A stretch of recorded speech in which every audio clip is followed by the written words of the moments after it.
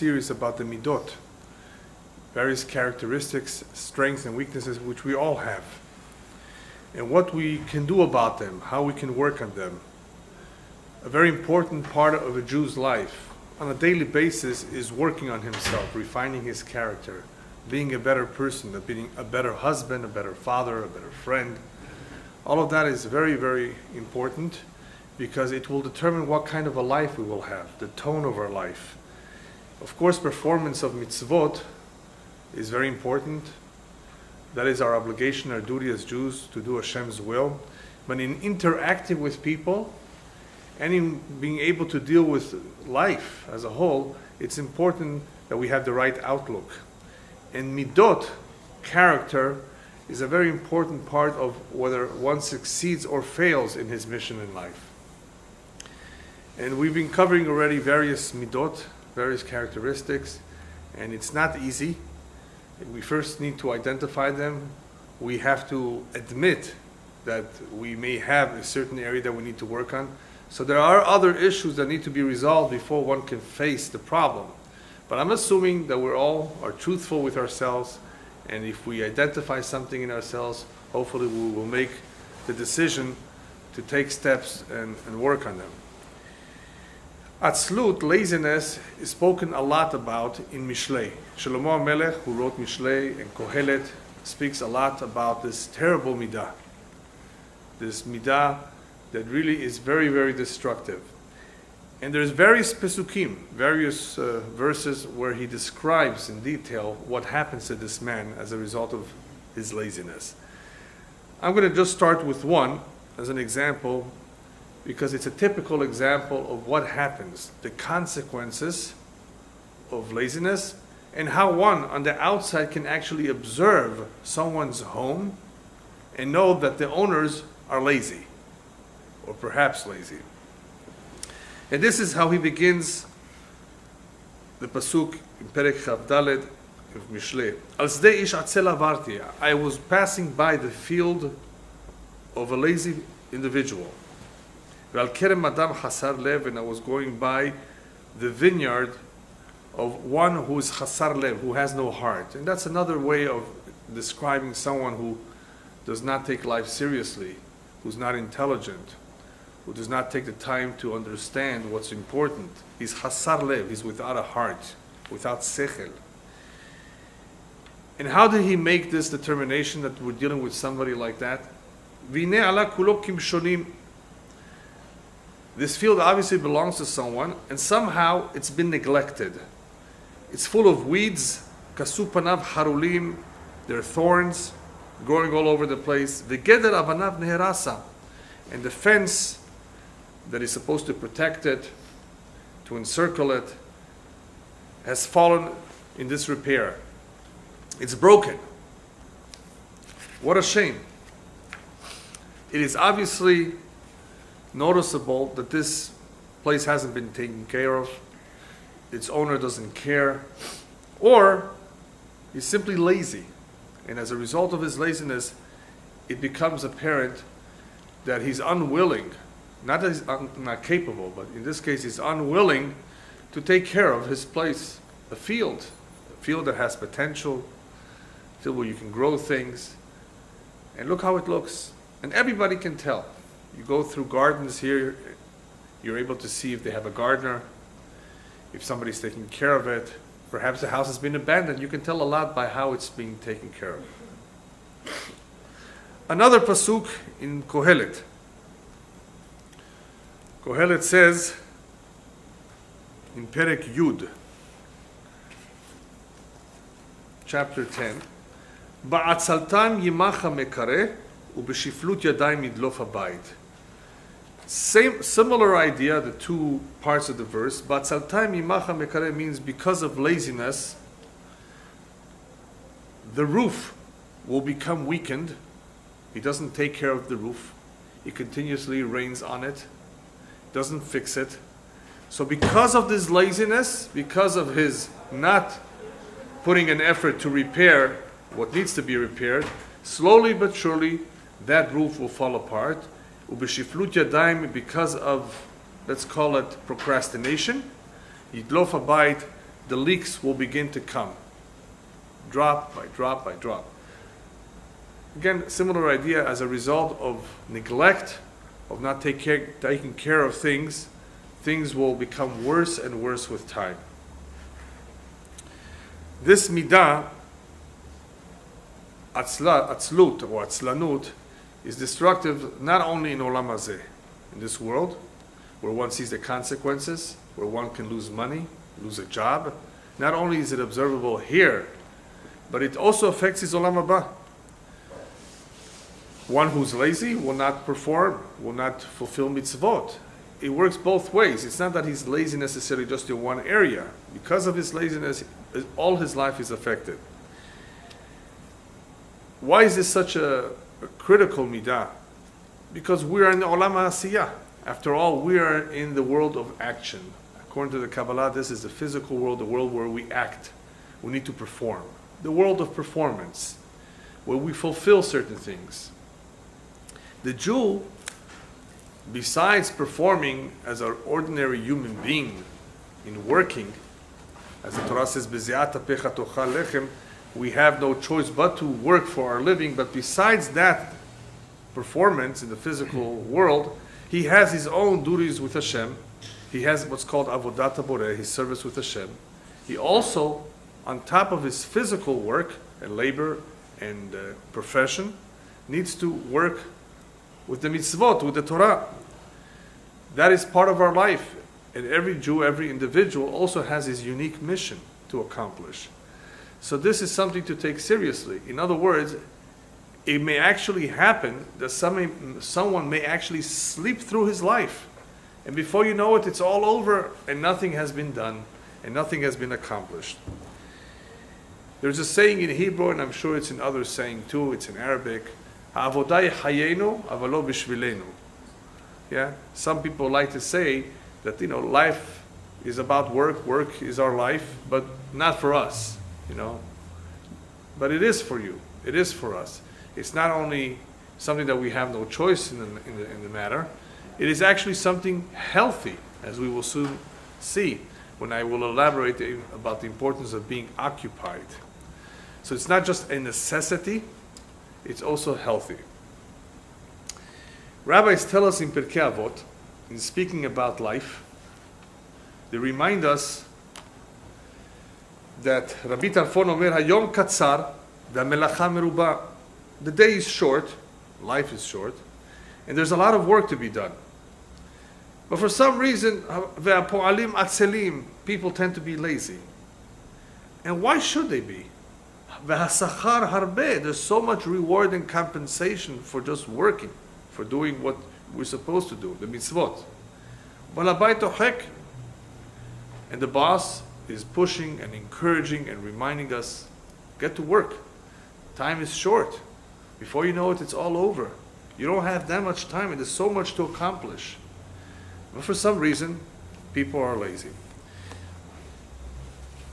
Now, when we talk about laziness, I'm going to show you that there's various forms of it. Even though it's all called laziness, there's actually various types.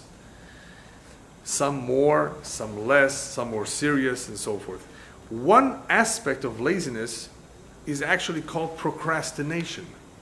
Does everybody here know what that word means, procrastination, or as it's called in Hebrew, litchot, dechiyah, to push something off, to delay something. That is also a form of laziness, because laziness has various faces, various facets. Let me give you a quick example of 4 types or 4 levels of laziness that some of us may have only one, some may have the second, some may have the third. Somebody wants to write a letter, okay? Important letter, obviously, he wants to get it done with.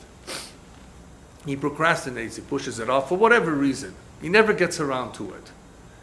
Now, this doesn't have to be a letter, it could be anything else. But you will see why I chose letter. This happens. It happens to a lot of us. Then there is someone who doesn't have a problem putting the letter together. He's a quick typist. Or whatever. He gets it done. But that's where it stops. After he's finished writing his letter, It takes him forever to find an envelope and a stamp. He just doesn't find it readily. It's not around. He pushes it off. He has written his letter.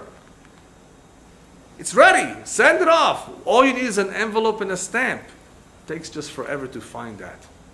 So he's overcome the first stage of laziness. He's written the letter, but he's not getting it done. I mean, it's not finished. Then you have the individual who wrote the letter, found the envelope and the stamp. What does he need now? He needs an address. Now, for the address, you have to sometimes make a phone call. You have to sometimes look for it in the yellow pages, and in the internet, in the books, and whatever. Somehow he can't get himself to that stage. He's been okay with writing the letter. He was quick enough to find an envelope and a stamp, all happy and proud of himself. But now he has to go search for an address, so he's procrastinating and pushing it off, and that letter is not being sent. Then you have the guy who's found the address, and he's all okay about this. So he's written the letter, put the letter in an envelope, put a stamp on it, put the address on after he looked for it. And what's his problem? He's lazy, doesn't want to go to the post office, to the mailbox. And it's funny, but it's true. You know, different stages of laziness. He was able to do this, able to do that. Finally, just puts it aside. When is he going to go? Well, mañana, whenever I'll get to it. You see, he was able to overcome what for other people would be hard. Writing the letter is the hardest one of all. This is the easiest. Just go and drop it in the mailbox. I don't feel like it. It's a little cold outside. Put on a sweater. Do some, come on. That is where he is stuck. And people are stuck in different stages. Some in the early, they can't get themselves to write a letter. Others finding that address. And others just sending it in the mailbox. And what a shame. The whole thing is done. It's practically done. All you need is just one little more effort. And obviously what we're going to be doing here is trying to analyze where does this come from and how to deal with it. It would be not enough for me just to talk about the problem, the symptom, and not to give you ideas. But I want to remind you that it's unfortunate that this particular midah in various degrees affects many of us. Let me give you an example of the worst kind of laziness, which is in Mishlei again. And this is the individual who has an excuse for everything.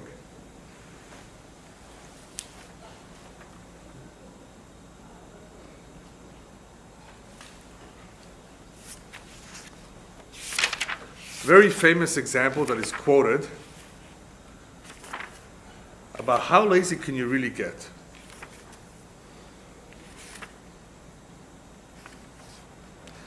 ראיתי איש חכם בעיניו, that actually is a different verse. It's the next verse after that. אמר עצל שחל בדרך. What does a lazy man say?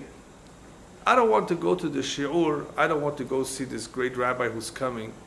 Why? There's a lion in the street. Shachal baderech. They tell him, you don't have to go too far. He's in town, just across the street. So he says, Ari ben arechovot. No, there's probably going to be problems here too. There's probably a lion close by. Adelet isov al tzira. They tell him, you know what? You just have to go next door. You don't even have to go outside. The door swings on its hinge. Ve'atzel al mitato. He says, but I'd rather sleep a little bit more. Taman atzel yado batzalachat. You give him the food. You bring him breakfast in bed, right? You bring him the plate. He puts his hand in the plate. Nil'al hashiva al piv. He doesn't want to feed himself. He doesn't want to put it in his mouth. Examples of how lazy could you get? I mean, they'll bring it to you. No, it's too difficult. It's too much. For whatever reason, excuses for everything. No matter how easy it is, it's difficult for him. Now, even though this is a mashal, these are all examples that Shlomo Melech is using to describe various stages or various forms of laziness. In real life, this exists, as I give you the example with the letter, that people display this kind of behavior in various areas in their life. Okay, if this were to happen in sports, in going for a vacation, in going shopping, it's not the end of the world. If it's not done now, it's done tomorrow. So you'll, instead of eating cereal today, or you don't have milk, you'll have orange juice. I mean, there's ways to get around because of one's laziness, then he'll do with whatever he has. But when it comes to milei deshmaya, as the rabbis tell us, but when it comes to spiritual things, to Torah and mitzvot, it's very, very risky, this kind of an attitude, to push off a shiur, to push off learning, to push off the performance of mitzvah. That is very risky for the neshama. That opportunity may never come back. The day that is gone forever. Whatever you could have done on that day, in the spiritual sense, in mitzvot, how are you going to make up for it? So when it comes to spiritual ma'asim, like mitzvot, it becomes even more imperative that a person be careful with this midah. Rabbis tell us that the one who's lazy will have a difficult time doing teshuvah, especially if he procrastinates, if he has that type of laziness, procrastination, in pushing things off. He may never get a chance to do it. There's a midrash that says that Am Yisrael was lazy to do teshuvah during the time of Yirmiyahu, and because of that, the temple was destroyed. In other words, it was laziness that contributed to them not doing teshuvah. Had they not been lazy, they would have at least felt bad, felt sorry, and tried to make amends, tried to correct the situation. But it was laziness that brought about the destruction, unfortunately. Now I'm going to add just one little more detail, and this is really geared to the women. The rabbis are not picky. You know, when they talk about something, they have a reason for saying what they're saying. And laziness is something that applies equally to both men and women. It's not good, it's not healthy. But they did say that for a woman at home, a married woman, to be lazy is very, very destructive to the home. Much more than if the husband is lazy. Now that may sound a little bit surprising and maybe not fair. The women may think, well, wait a minute, you know, it's not fair. The husband can't be, no, he can't be lazy either. But a woman who raises the children, who takes care of the kitchen, who does everything in the house, for her to neglect the home, it can easily lead to a problem with shalom bayit, with the peace of home. It could easily lead to trouble. Husband, you know, is not very energetic perhaps, doesn't get things done on time. It's a problem. It could be a big issue too. But it will not affect the whole house in the same way. The mother, the wife being, chas v'shalom, the one who's lazy, it affects a lot more.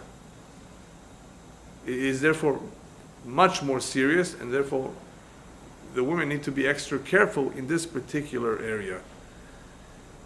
But obviously this applies to the men too.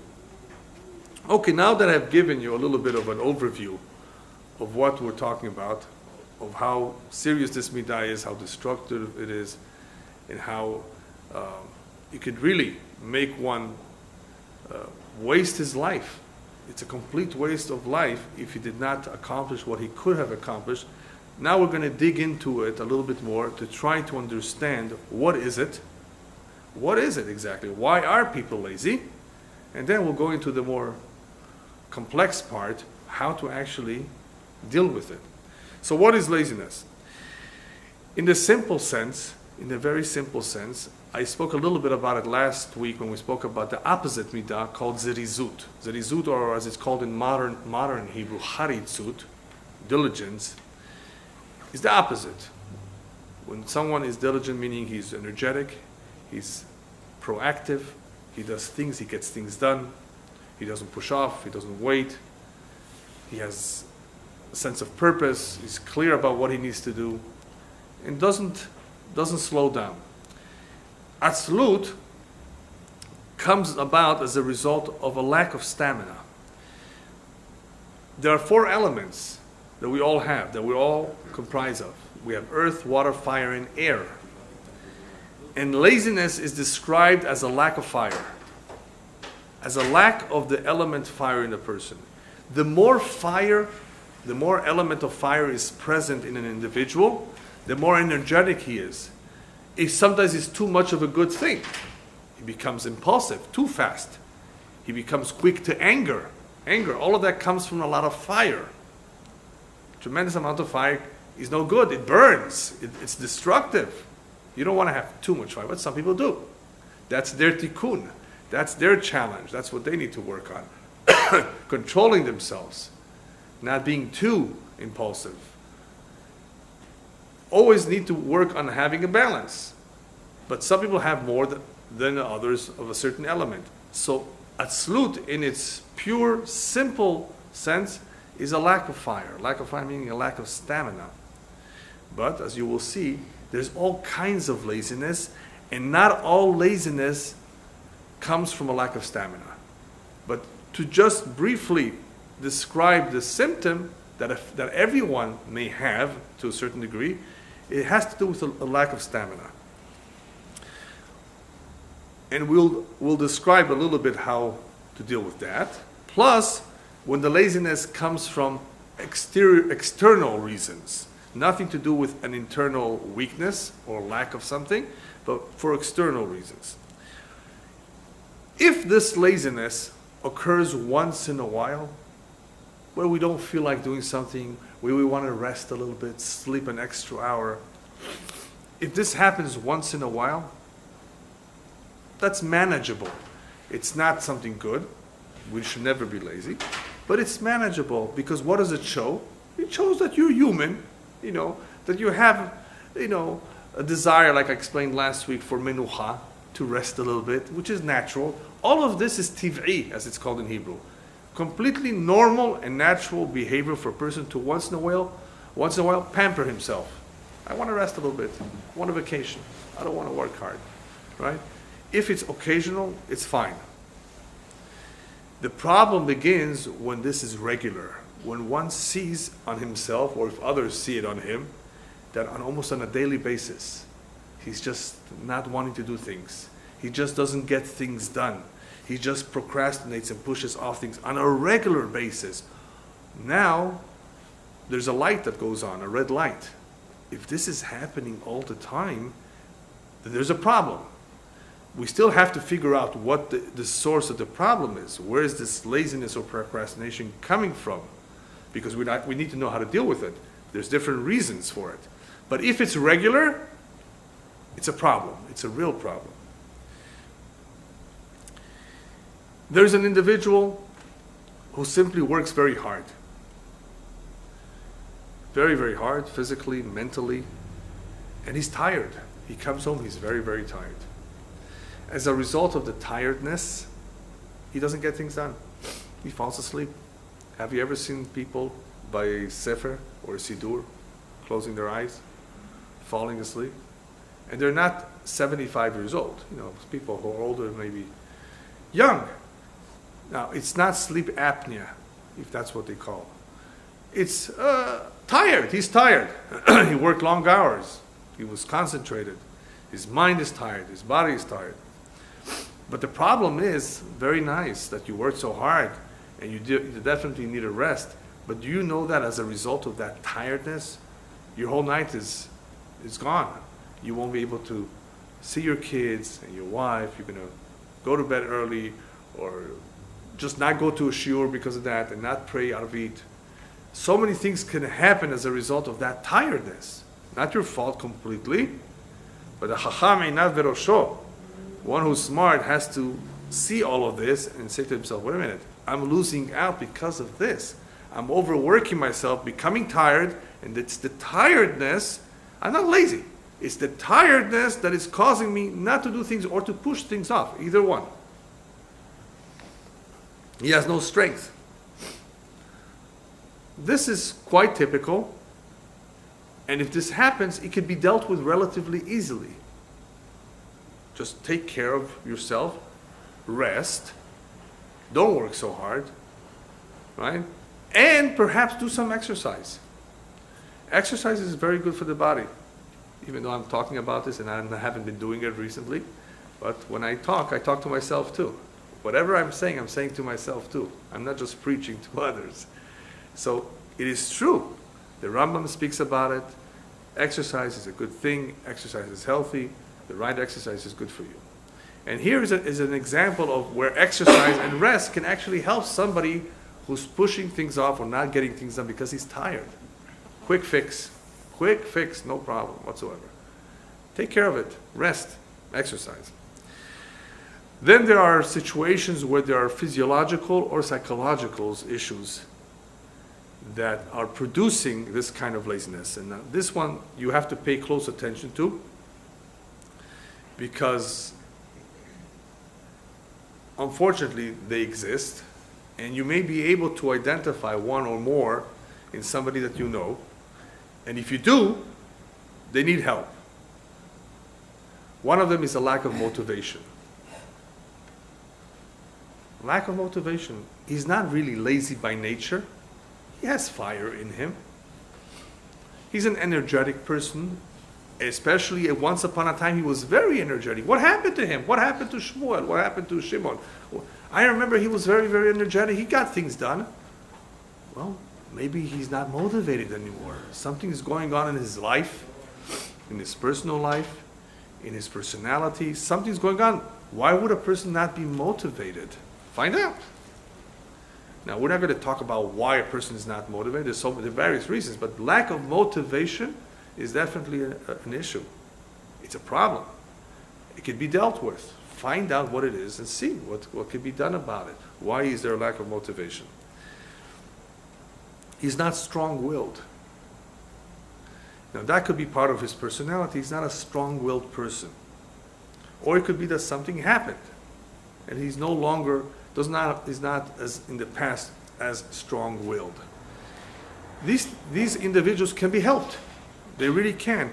It's not laziness in its pure sense, but it's still having similar consequences of delaying, procrastinating, and so forth, because it's not strong-willed. It could be a lack of self-confidence. Why don't you do it? I don't know if I can really do it.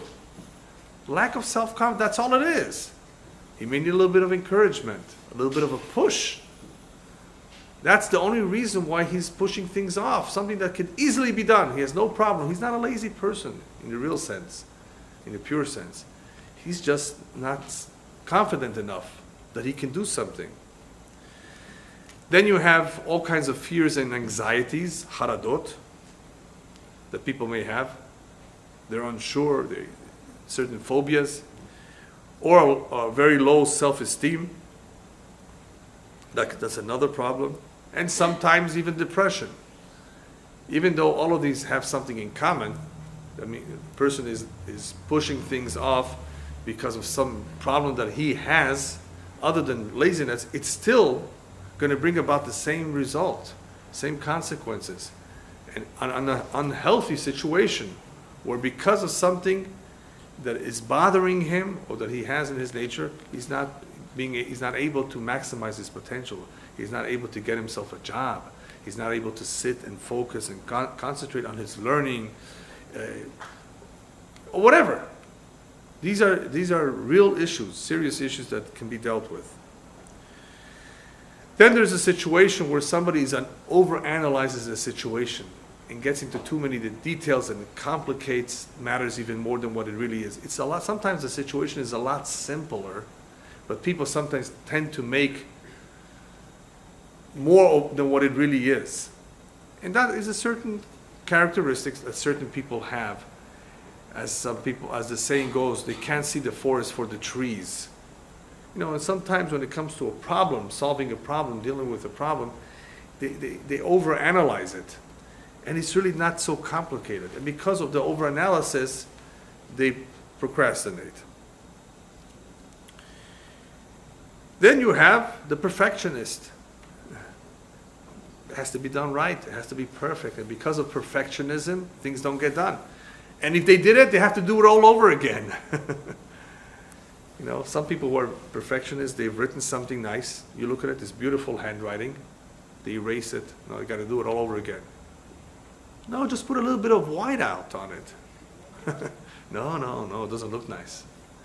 perfectionist is not always good to be a perfectionist. You won't get things done as quickly. You may eventually get it done, but not as quickly. Chaval. Then there is the individual who procrastinates for the following reason. This example that I'm about to give you, pay close attention because it may happen to all of you, this following one. Why do we procrastinate at times? Because we just got carried away by something else that drew our attention. Now, why did that thing draw our attention? Because what we're about to do, what we're supposed to be doing, is not something so pleasant, but we got to do it. And that which drew our attention is more pleasing. So, human nature tends to sometimes make an on-the-spot decision. I'll take care of that later and do this. It's nicer, more attractive, tastier, or whatever. And that happens to just about all of us. And that can happen to almost all the time. We get carried away. We don't even realize it. We're about to do something. We were going to do it. But because it's not so pleasant, it's hard, it's not something we really enjoy doing, we'll push it off, then go on to something else, which is not more important. If it is, then it is. But it's more pleasant, it's more pleasing, it's easier. Okay, great. We'll go right back to what you were supposed to. No, but that won't happen. Because by the time you're ready to go back, you got a phone call. It's late at night already. You got to remember, you got carried away. Carried away. So a lot of the procrastination was because we got distracted. And why were we distracted? Because that was more pleasing. Be careful with that. Because if you allow yourself to do that, you're falling into a trap. Yes, procrastination is a trap. It's not a good thing. It doesn't say be a procrastinator anywhere. It's not good. There are very few occasions, very few examples of where one is allowed to delay. And we'll get to that later. But this is a trap that many people fall into. Because what they're about to do is not so pleasant. If you made a resolution, you made a decision to do it, then just do it. And in this way, you will be able to control that midah of procrastination. Just do it. Don't push it off. Unless there's some very, very good reason. Don't do it. Then there is a situation where there's a lot of tension. What's tension exactly? You are bombarded or swamped with so many tasks. And some people cannot handle a lot of tasks at one time. They just collapse. It's just too much pressure, tension. It's too much for them. They can't handle it. So what do? So they tend, of course, to push it off. Hey, who asked you to do all this yourself? Lo alecha melacha ligmor, as it says in Perkei. You don't have to finish everything. Get somebody to help you. But because he didn't think of that, look what happened. Instead of getting somebody to help, delegating the work to others, he took it all himself, and it's too much for him. He starts pushing things off, perhaps even everything off. Forget it. It's too much for me. Well, why don't you just do one thing now? No, but they can't think like that. The whole thing is just too much, the whole package. Okay, I'm going to do it another time. It's a long weekend. I have time to do, think about it. Get started. So that is a situation that arises sometimes when people take too much upon themselves. Then you have another procrastinator. This one can also be found amongst many, many people. This is the shtuyot. This is something insignificant. It's a small thing. I'll take care of it tonight. Because they minimize it, because it's really something trivial, they push it off. It may be that you can push it off, but it's not a good idea to get used to it. That's an additional point that I'm trying to bring out here. I'm not saying that you can never do that, but because people tend to do sometimes this, pushing off the small things, the minor things, I'll deal with it later. We're getting used to pushing things off. You see? That's how it works. It definitely affects us. Then there is a situation where we've embarked on a project that is too difficult for us to do. Just too difficult. Not the one I gave you before, where there's too many things. This is one thing, but it's too difficult for us to do. If you can't do it and you need help, get somebody else to help you. But sometimes we give up or we push it off because we realize it's too much for us. Then there is the tasks that are scary. Some people are scared of doing certain things. Simply, scared or they don't want to take a chance. And because of that, they say, you know what, when I get around to it, when I'm calmer, when I don't have that much on my mind, I'll do it. Again, this is a situation which may occasionally happen to anyone. But if it happens regularly, that people put off things because they're scared or they're not confident of themselves, that's not good. It shows that this individual needs help. Now, laziness, if it does not go corrected, what it produces, besides loss of opportunity, it produces or it generates a continuous desire to rest and to take it easy. That's what they call it in this English, to take it easy. Now, taking it easy is not a problem in itself, but the symptom called laziness, it generates this. If you don't treat it, it automatically leads to that. It produces that. That those who have this midah automatically want to take easy. They want to take it easy. And besides taking it easy, the commentaries, not the commentaries, but those who deal with this issue have said from their experience that it also produces tardema. Tardema is sleepiness. People become sleepy. During the day, you've had your 8 hours of sleep, then why are you tired all of a sudden? It's that nature called atzlut that has produced this. In other words, that during the middle of the day, you may just fall asleep or you may just want to take a nap. You don't need it. You don't really need it. But because of that kind of activity, of that kind of demeanor, that kind of behavior, of pushing things off, being lazy about it, it just tends to bring about the tardema. That's the way I saw brought down, someone who brings this down, that it has after effects. In other words, it leads to other things. And when that happens, what suffers, for a Jew at least, the kiyuma mitzvot and the limud Torah. In other words, the kiyuma mitzvot may not go very well for him, the observance of mitzvot, the learning of the Torah. And even when he does learn, he may not even have the right ideas or the proper understanding of what he's learning because the mind has become lazy. The mind becoming lazy does not function, does not operate well. So you're seeing all these consequences as a result of not holding on to the reins of this midah, of not controlling it, of not having the upper hand on it, but allowing it to just drag you through missed opportunities and through all these kinds of situations where we lose control. So does everybody understand more or less what we're talking about now? What this symptom is all about? So we're all ready now to tackle it, and what are we going to do about it? Of the various facets of this midah called laziness.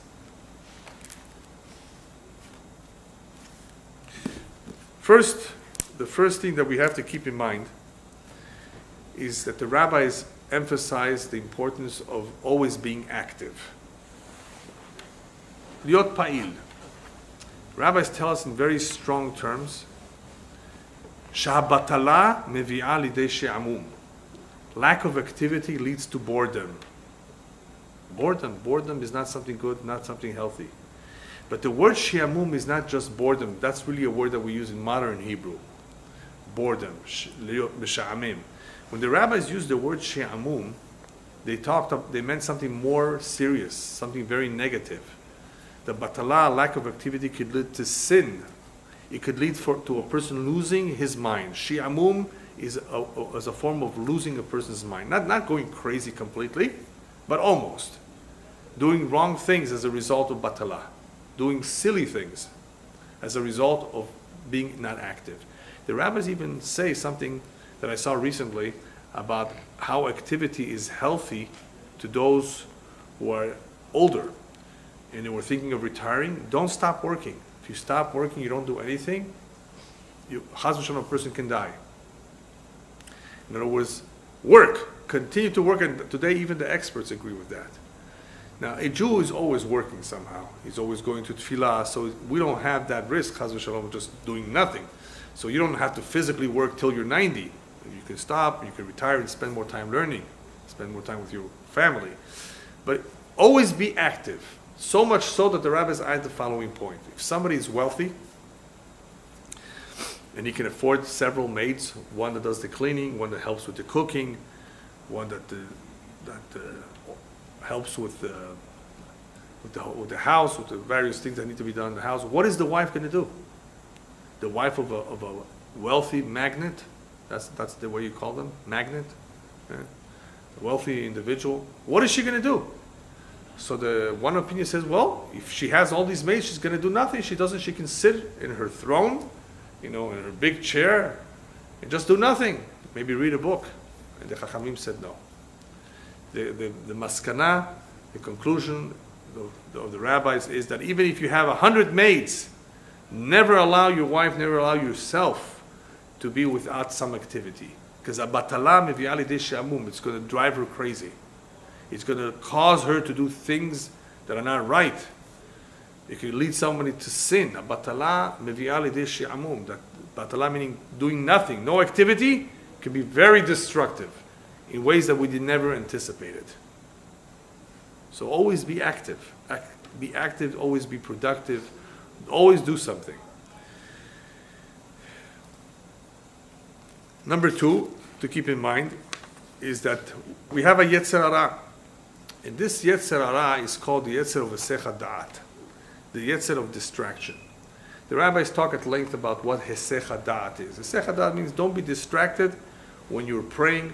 Remember for who you're standing. When you put on tefillin, don't be distracted. Put the hand, then put the head. Don't talk in between. Don't have Hesech Da'at when you're doing something holy, when you're performing a mitzvah. Be focused on it. Don't be distracted. When you're praying, don't think about your business. That's called Hesech Da'at, not to be distracted. Hesech Da'at, unfortunately, is something that can bring about a disconnecting, a nituk, a severing of one's connection to reality. Reality. Why? Take the average person from the street. Do you think he's thinking about dying? Nobody wants to think about dying. People think they're going to live forever. Right? You ask somebody, oh, did you prepare your funeral? He says, what? Did you ever see somebody preparing for his own funeral if he's healthy and young? The rabbis tell us to look forward to this. Yes, anticipate it. It's going to be coming one of these days. Yeah, they're going to bury you a few feet under the ground. They're going to cover you with shrouds and a talit. They're going to put you maybe in a casket if it's here, in the ground directly if it's in Israel. They're going to cover you with dirt. Yeah, after 120, B'ezrat Hashem. Think about this. We are actually encouraged to think about this. We're actually told to go to a house of mourning because we are reminded by that. Otherwise, if you don't focus or think about these things, you're being distracted from reality. What is the reality? That life is short and that we're headed to a more important place. This is just a hallway where we need to perform and do certain mitzvot to get our ticket to Olam Haba. That is the main, we're working towards that goal. So this life is not as significant in a sense, in other words, this is not the goal. It's significant in what we do here. But this is not where we came. This is not where we're going to land and stay. After all, every human being who's been here before us is gone.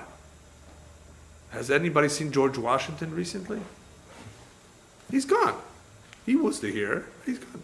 Nobody from that time, neither his children or grandchildren, are around anymore. They're gone. And so will everybody eventually. I mean, whoever is around after some years, they're going to go.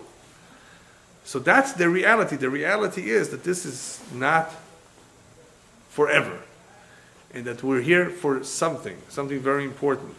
But the Yetzer Hara tries to produce Hesech Da'at. Be distracted, enjoy life. Take care of yourself, pamper yourself, go for a massage. Swedish massage, I think they have. Why not? But these things distract you. I didn't say it's not good for you, but they distract you. This is not the ikar. So remember, as a Jew, remember, there's something called the sechadat that is produced by the Yetzer Hara, who wants to distract. That's his job. Don't focus on reality. So keep this in mind. If you keep this in mind, it's important to be active. Careful with the sechadat. I'm going to focus as much as I can. It helps a little bit for a person to stay on the right track.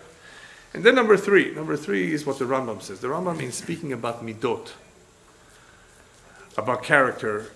He says, listen, you have a characteristic. The only way you can deal with it properly is by going to the other extreme temporarily. If you have laziness, you're going to have to train yourself to be very, very diligent, the opposite, for a number of weeks and months, and then you're going to go back to the middle road. The middle road is not too much quickness, and not laziness at all, of course, but something in the middle. He speaks about stinginess, he speaks about anger, how to control these things. They're in us, if we have those characteristics. Go to the other extreme, he says. That's how you can, what is he trying to say? What he's trying to say is to deal properly with any midah requires a lot of investment, and it requires a little bit to be extreme. You may need to do something extreme, and then eventually be normal. It may require us to do hard work for a short period of time, and then go back to the middle road. Let me give you 3 ideas that I saw, that I read about, that would fit into more or less what the Rambam is saying. Let's say you have a problem with laziness. Okay, what can I do now, right now, that can help me based on what the Rambam told me? Something extreme. Do something you don't like, usually you don't enjoy it, and do it right away. What's a good example? Washing your dishes. You have a whole bunch of dishes. I don't think most of you, I don't know, I'm imagining most of you don't like to do that. Go ahead now, wash the dishes. You don't like it, you don't enjoy it, do it, and do it now. What are you doing? You're forcing yourself to do something you don't like, and you're doing it right away. So as soon as you see it, okay, I know I have this thing that I need to deal with called laziness or procrastinating. I'm going to train myself to deal with it. So what am I going to do? I'm going to choose something I don't like or enjoy and do it right away.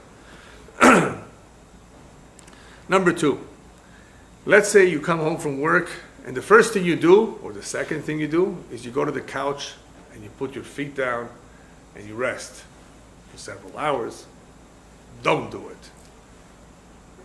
Don't do it. Don't do it for a month. It's going to help. It's really going to help. You're used to resting. You're used to sitting or laying down on the couch for an hour or so. Don't do it. You're going to see what it does. Number 3, and this one you can modify according to what your habits are. You like having coffee with sugar every day? Well, guess what? For the next 2 weeks, no coffee with sugar, coffee without sugar. What does this do? It strengthens your will, your discipline, your willpower, which I'm going to talk about soon. Some people's willpower is not strong enough, or it should be, right? Their discipline is definitely lacking. This kind of exercises, which is in the spirit of what the Rambam says, are forcing you to strengthen yourself, and eventually they can help you with the laziness. Right? You're not attacking the laziness directly, you're attacking it from a different angle. You're allowing yourself to make quick decisions, important decisions that will help eventually motivate and then eventually strengthen and eventually discipline you. Just quick examples of what one can do right away to strengthen his willpower.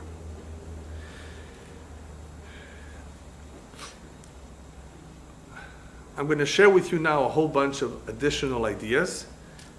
Some of them will be probably more shayach, more relevant than others. Some of them you may decide for yourself if you think you need it or not. But I think the vast majority of what I'm about to list will be very, very helpful. This is for general laziness, for basic laziness. Number 1, try to find the detail that is holding you back. If you analyze your situation and say, wait a minute, remember the guy that I told you about the envelope? What's going on? I wrote the letter, I put it in an envelope and I put a stamp. I found the address. Why am I not just going to the post office or to the mailbox? What detail is missing here?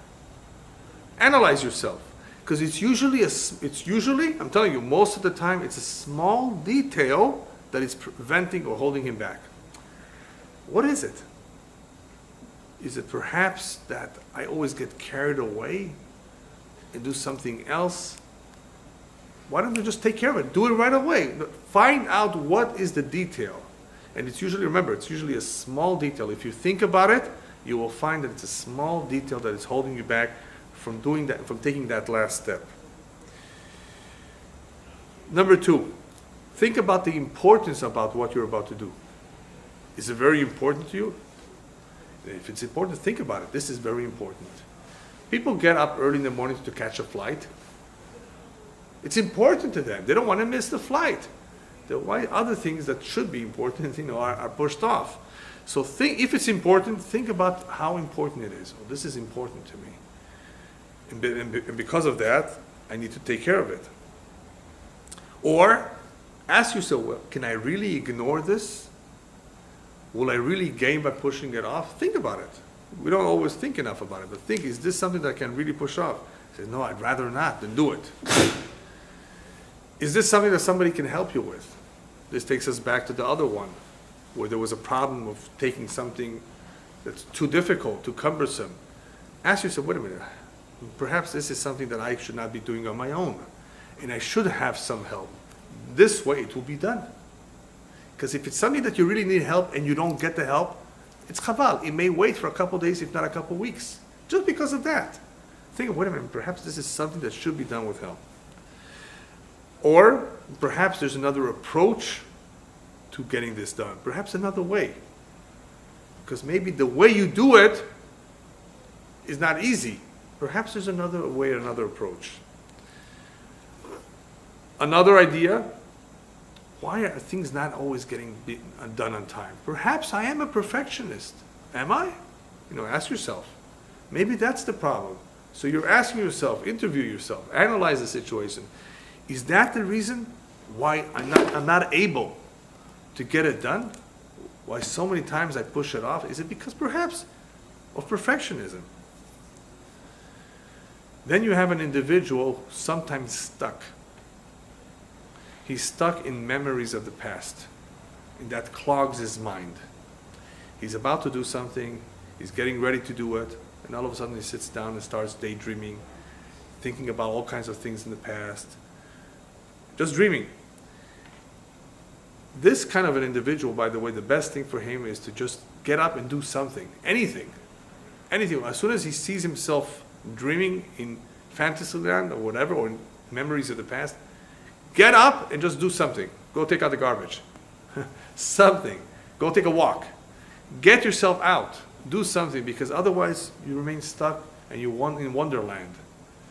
And memories of the past, just thinking about things. But that's taking your time. That happens too. So get up and do something right away. One of the most powerful ones for people who are very, very lazy and always tend to push off things is making a decision. I'm going to make a decision, then I'm going to do it now. Once you've made the decision, you're halfway there. Believe it or not, having made the decision is very, very powerful, because some people haven't even gotten to the decision. Say, I made the decision. Made the decision, I'm going to do it now. Once you've made the decision, it's a lot easier. I'm not saying it's for sure going to be done, but it's a lot easier. It's halfway there. You are halfway, almost there. So make a decision if it's something that you've been thinking about. Yes, I'm going to do it. Once you've said that, you're ahead of the game. Sometimes what's advisable for people who have a hard time in just doing things that are time-consuming, divide it up in various parts. Okay, I'm going to do this part today, that part tomorrow. If you divide it up, it's more manageable. Then you will do part one, part two. If it's all staring you at the eye, got to do all this thing. Oh no, I'm going to do it next week. I first have to do something. That's no good. Unless it's something that can really wait, you don't want to get used to that. Remember, we're trying to avoid this whole idea of almost ever procrastinating, pushing things off. Then perhaps this might be a solution. If it's something that can be broken up into parts, you'll be able to manage it better. And one thing that is very much emphasized in the words of the rabbis is always take upon yourself one thing at a time. Tafasta merubeh lo tafasta. Whenever you take upon yourself a lot of people like to do everything, and they want to take everything. And the person who's doing teshuvah may fall into this trap too. The Yetzer Hara tells them, oh, you got to keep Shabbat, you got to keep kosher, Tarat HaMishpacha. Now you got to go pray nets, you got to put on tefillin and tzitzit, and go tevilat kelim too. He's all excited. Yes, I'm going to do all of it. And before you know it, he does zero. Not even one thing. Tafasta merubeh lo tafasta. Take one thing at a time. Shwaya shwaya, as they say in Arabic. One thing at a time. A little bit at a time. And that way, you'll be able to accomplish everything. Something that may help, which I haven't tried yet, but I saw it brought down, is tell it to yourself out loud. I want to do this. Say it out loud. I guess when you verbalize something and it's not just a thought, it gives more strength to it. And in the same way that the talich of teshuvah, the process of teshuvah involves admission of guilt, or first feeling bad and remorseful, and then verbalizing it by confession, and then commitment, physically doing something. So we see that the verbalizing of the sin, of the confession, is important. So speaking about it, saying it out loud, perhaps will also give it more strength. After you've done something, be happy about it. Be happy about it and reward yourself. That's also something that I saw written down. Treat yourself. Go do something as a result of having accomplished something. Because anytime you reward yourself or you really feel good about it, it strengthens the motivation and the drive. We talked about it before. Some people may be lacking that. And here you see, wow, you proved it to yourself. You've just done it. You've gone, you've driven there, you've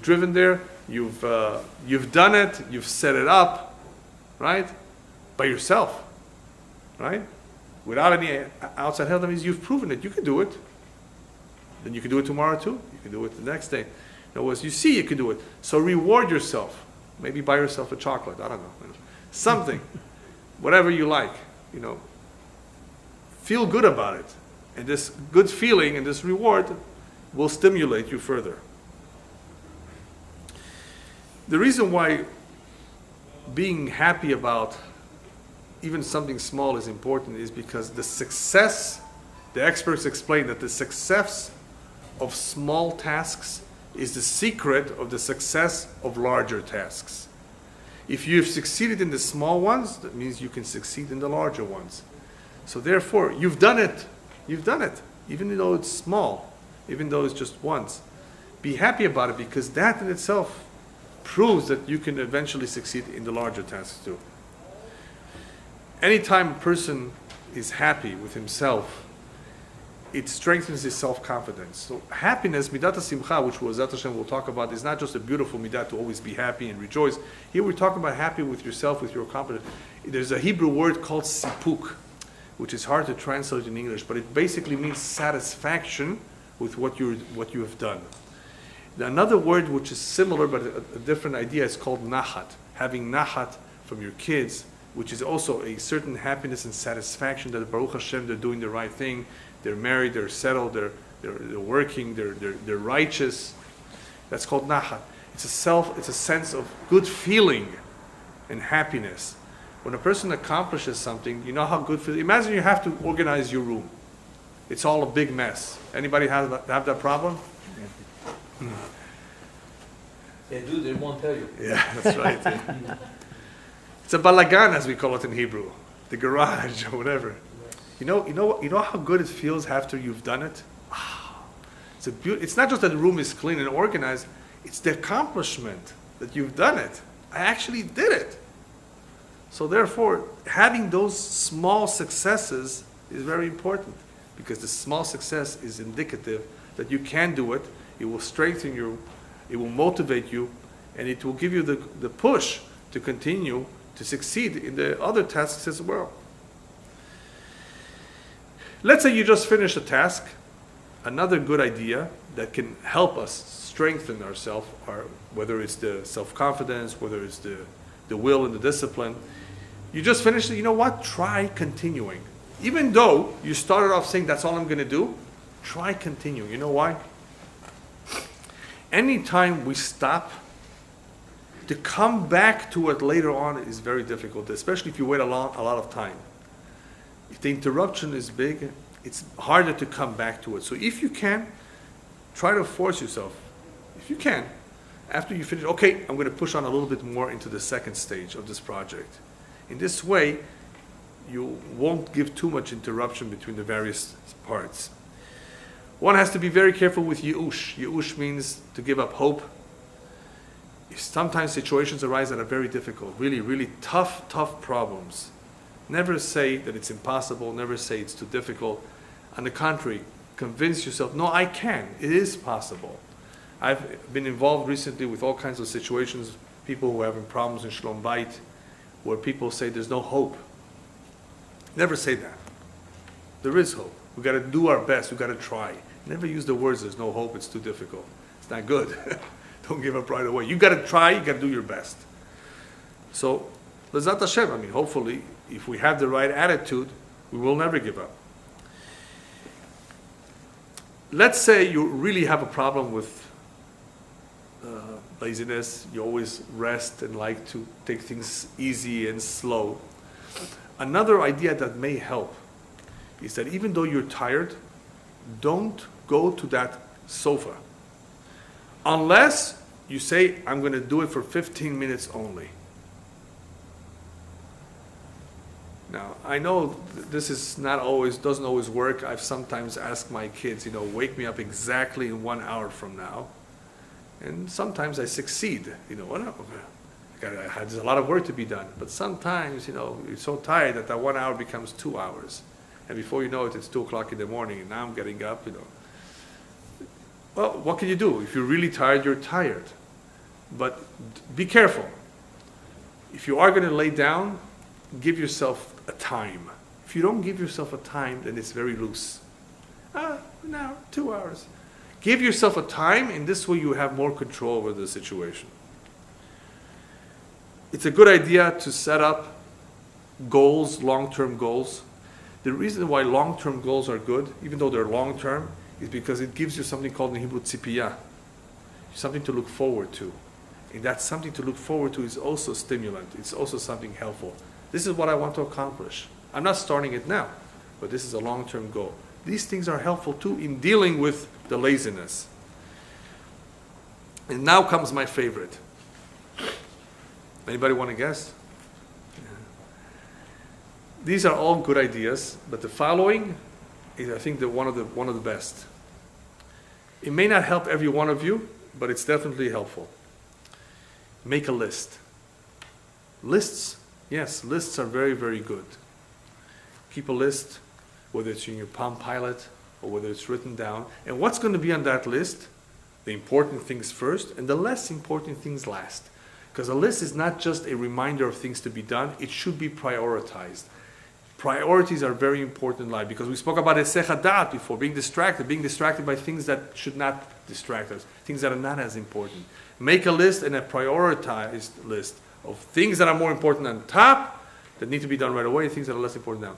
If you have this list in front of you, I'm going to do this, go check them out. You're going to feel very good about yourself when you've completed your whole list. But put the things that are the most important on the top. A priority list is very important.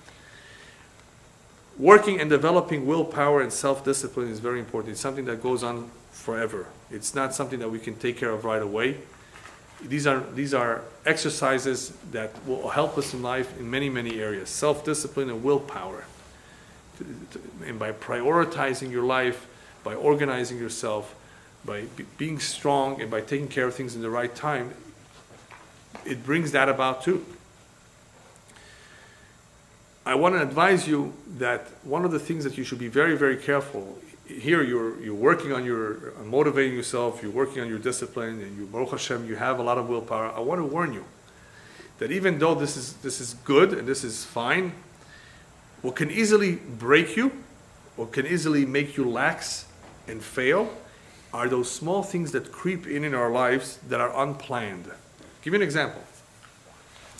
You started, Baruch Hashem, you're all motivated, you made a decision, you said it out loud, you gave up your sugar in your coffee, you did everything right? And all of a sudden, you get a phone call. Okay, let me take the phone call. Be careful. If it's not your mother, or your spouse, or your son, be careful, because that will distract you. That may be something which is not as important. But you think it is because it's a phone call, and you're used to taking phone calls. Or I just gave you an example. It doesn't have to be a phone call. It could be anything, little thing that comes, it creeps in. Oh, could you take care of this for me? Somebody asks you. Can you going to you're going down the block? Can you go to that house too? Okay. Or you say Chesed.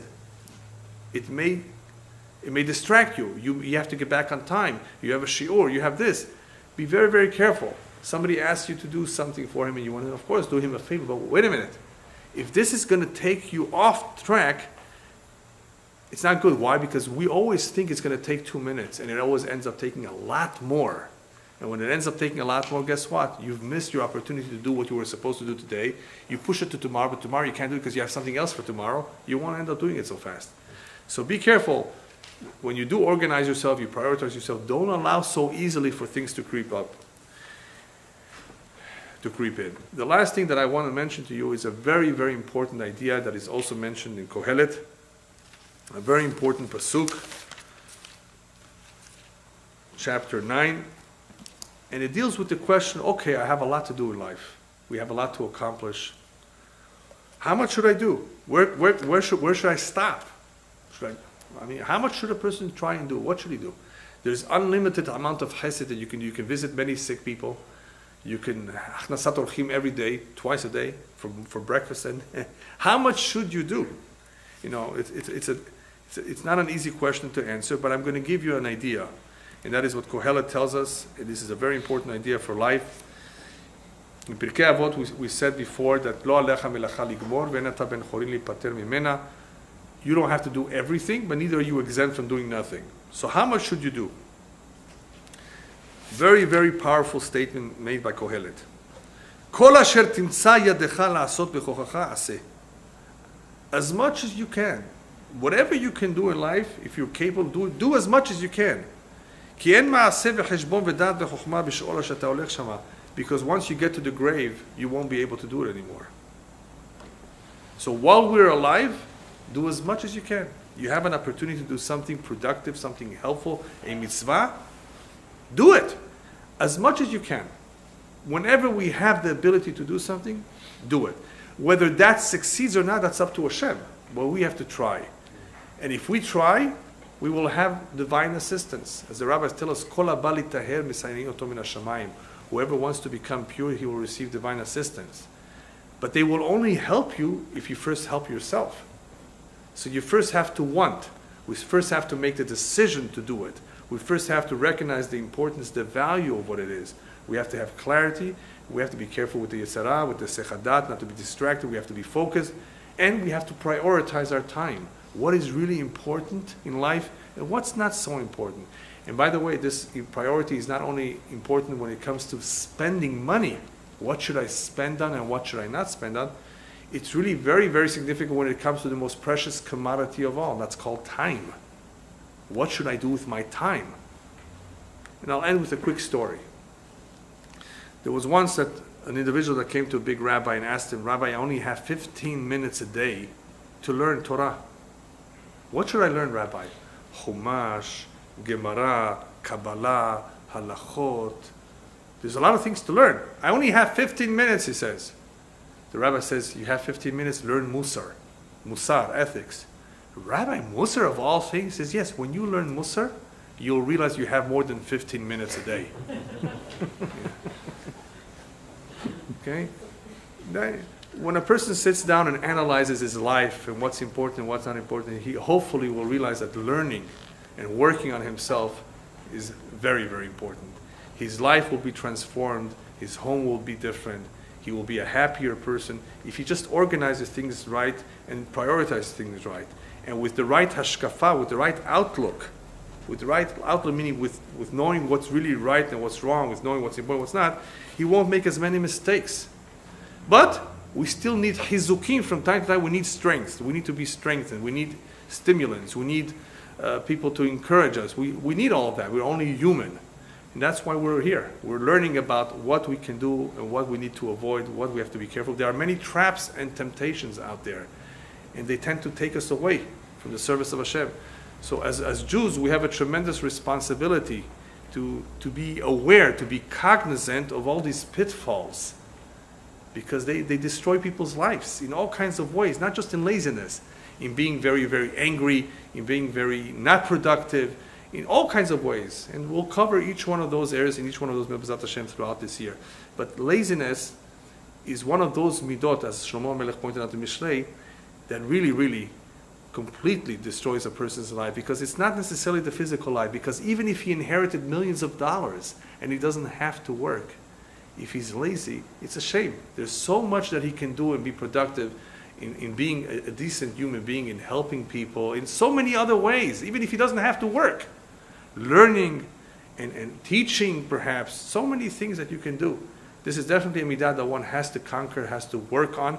And B'ezrat Hashem, if we will make an effort, as I said before, we will see a tremendous amount of beracha, because the Kadosh Baruch Hu will help us, B'ezrat Hashem, be able to conquer our Yetzer Hara and be able to, B'ezrat Hashem, to control our midot. Thank you. Hi. New here.